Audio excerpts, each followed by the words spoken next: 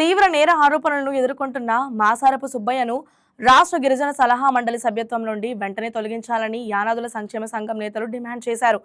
తిరుపతి జిల్లా కలెక్టర్ వెంకటేశ్వర్ను కలిసి వినతిపత్రం సమర్పించిన సంఘం ప్రతినిధులు మహిళల పట్ల అసభ్య ప్రవర్తనతో పాటు హత్యాయత్నం వంటి కేసులు ఉన్న వ్యక్తికి పదవి ఎలా ఇచ్చారో ప్రభుత్వం సమాధానం చెప్పాలని ప్రశ్నించారు. ఈ వ్యవహారంపై పూర్తి స్థాయి విచారణ జరిపి తక్షణ చర్యలు తీసుకోవాలని కోరారు. మేమేమంటున్నామంటే ఒక నామినేట్ పోస్ట్ ఇచ్చేటప్పుడు అనేక రకాలుగా అతను పరిశీలించి గవర్నమెంట్ పరిశీలించి ఇవ్వాలి. మేము కూటమి ప్రభుత్వాన్ని తప్పట్టడం లేదు. మేమనే మాట ఏంటంటే మంచి వాళ్ళకి ఇస్తే 10 మందికి న్యాయం జరుగుతుంది. రాకు వచ్చే పదవిని ఒక ఇబ్బంది పెట్టే వాళ్ళకి ఇచ్చి సుబ్బయ్యకి ఇచ్చిన దానివల్ల ఇప్పుడు ఆ పదవిని అడ్డం పెట్టుకుని అతను అందరినీ బెదిరియటం, ఎవరన్నా మంచి పనులు చేసే ఒక గిరిజన సంఘాల మీద ప్రెస్ మీట్ ఇవ్వటం ఇది కరెక్ట్ అయిన చర్య కాదు అంటాం. గౌరవనీయులు ఎమ్మెల్యే గారు సుధీర్ రెడ్డి గారికి చెప్పే ఒకటే చిన్న రిక్వెస్ట్ సార్, మీరు అతను పరిశీలించండి. అతను మంచోడైతే కొనసాగించండి. అతని మీద కేసులు ఉన్నాయి, అనేక రకాల ఇబ్బందులు పెడుతున్నాడు. మేము ఇచ్చేస్తాం అని చెప్పి డబ్బులు వసూలు చేస్తాడంట. దాన్ని పూర్తి స్థాయిలో పరిశీలించి అతని మీద కఠినమైన చర్యలు తీసుకొని మంచి పని చేసే వాళ్ళకి ఎంతోమంది ఉన్నారు. ఎస్టీ నాయకులు ఎస్టీ సెల్లో టీడీపీ ప్రభుత్వంలో కావచ్చు, కూటమి ప్రభుత్వంలో కావచ్చు ఉన్నారు.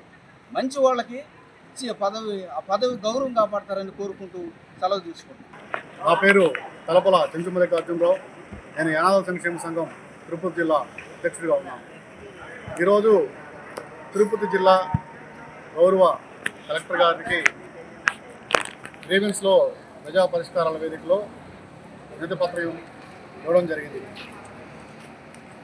శ్రీకాళహస్తి మండలం మాసారపు వెంకట సుబ్బయ్య అనే వ్యక్తి తన పైన ఉన్న రేప్ కేసు, ఆడవారిపై అఘాయిత్యం చేసి 15/5/2023లో అతని పైన కేసు నమోదైంది.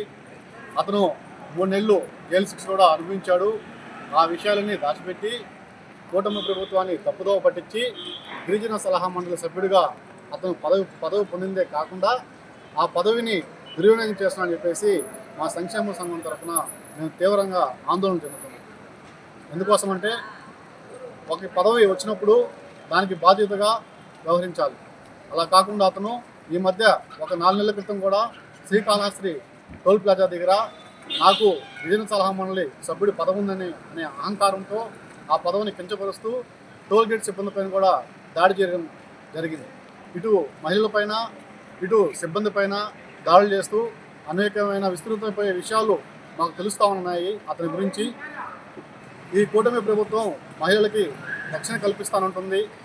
ఈ ప్రభుత్వం మహిళల పట్ల మేము చాలా బాధ్యతగా ఉంటామని చెప్పి వ్యవహరిస్తుంది. ఈ మధ్య కూడా మనం చూస్తూ ఉన్నాము. కొన్ని సందర్భాలలో చిన్నపిల్లల మీద అగత్యాలు జరిగినప్పుడు ప్రభుత్వం వెంటనే స్పందించి దానిపైన కూడా వాళ్ళని ఎవరైతే బాధ్యులు ఉన్నారో వాళ్ళపైన తీవ్ర చర్యలు తీసుకున్న దాఖలు మనం చూసాం. అందుకోసం ఈ ప్రభుత్వానికి కూడా మా యొక్క సంక్షేమ సంఘం తరఫున ప్రత్యేక కృతజ్ఞతలు. ఈ కూటమి ప్రభుత్వాన్ని తప్పుదోవ పట్టించి ఆ పదవిని అనుభవిస్తున్న మాసారపు వెంకట సుబ్బయ్యని ఆ పదవి నుండి తొలగించి అర్హులైన ఇంకొక యానాది బిడ్డకు ఆ పదవి ఇవ్వాలని చెప్పేసి ఈ కూటమి ప్రభుత్వాన్ని మా సంక్షేమ సంఘం తరఫున మేము కోరుకుంటాము.